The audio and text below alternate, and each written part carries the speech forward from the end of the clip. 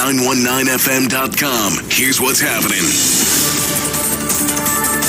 Good afternoon. I am Vanessa Thomas with the 12 o'clock news on the streets, 919 FM, and online Facebook and YouTube. In the headlines, Trinidad and Tobago to ramp up gas production as countries wean off Russian oil. Guns continue to come into TNT with ease, says one criminologist. Fiery protest in San Francisco as residents protest houses on the brink of collapse. And internationally, U.S. President Joe Biden says fighting inflation is his first domestic priority. And now the news in detail. Energy Minister Stuart Young says Trinidad and Tobago stands ready to ramp up production of gas to meet the world's shortfall from Russia. Speaking on international news channel CNN on Tuesday, Minister Young was asked how can Trinidad assist as European countries and others are weaning off dependency on Russian oil and gas. Minister Young stated that TNT will play a major role in meeting the shortfall of Russia. Height of production, we are pumping out about 770 million MMBTU of LNG a year on an annual basis. We have 4 trains. So we see the ability. We have additional capacity right now, Richard, and we are eager to step in to assist in what is going on globally in whatever way we can. It's not only on the LNG front, but we're also a significant ammonia producer. In other news, criminologist Dr. Randy Sipasad says illegal guns are entering Trinidad and Tobago with ease. According to the University of the West Indies lecturer, there is a need for advanced scanning technology at the nation's ports to lessen the number of illegal guns entering the country. The criminologist says one convicted prisoner he interviewed confessed that his crime organization imported illegal guns through shipments of cement. And they actually packed the firearms in cement bags. We're talking about cement bags filled with cement. They would open one or a few, put the firearms in plastic bags, put it into the cement bags, seal the cement bags, and then imagine there are 3 or 4 cement bags in a crate of cement. Nobody's going to go through that. Customs isn't going to go through that. The weight of a bag of cement. Sipasad says blocking guns from coming through the nation's port is only one measure. He says once the state blocks one route, criminals will find other measures of getting illegal guns into the country, as there is a lucrative market existing in TNT for illegal guns. Sipasad says the state has to crack down on illegal ports of entry and to find resources to protect our porous borders. If you go, for instance, to Hartscott Bay, I was there about a week or 2 ago. You would see 3 very large Coast Guard vessels parked up there, multi-million-dollar vessels, and they're each in need of very small parts, but parts for some reason that the government can't seem to get or isn't trying to get.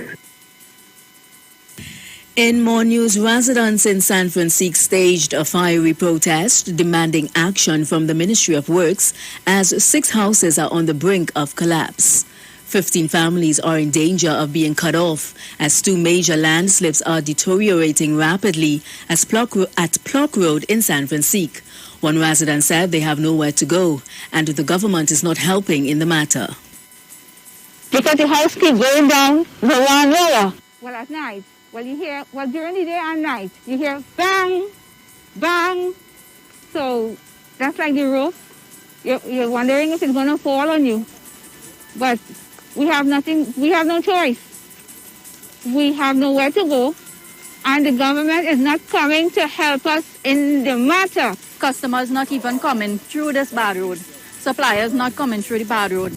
And on top of that, we have the school next door. And children have to be passing there on a daily basis to go to school. It's a really heartbreaking thing to see the children walk down on the broken pavement there by the landslide. President of the Plock Road Village Council, Sonny Lal Suku, says they have tried to fix the problem themselves as they expect the situation to get worse if left alone. The woodland area coming all Plock Road, We as the village council had put our money from our own pocket and fixed the road so it is passable right now. Once the rain started to fall, this entire road would go down. Meanwhile, chairman of the Superior Regional Corporation, Dinesh Sankar Singh, says the road falls under the purview of the Works Ministry. Traffic is almost at a standstill. You cannot pass here, and you risk your vehicle and your life when you pass here. The government has neglected this area. This is a main road, so it does not fall under the jurisdiction of the Superior Regional Corporation, or else whatever limited little resources we had, we will try to assist in every way possible. The government was left with this warning by Councillor Dunath Meru. And if this road goes down, there are 15 homes in Santa Cecilia Trace that will be cut off and cannot come out of there to get basic supplies.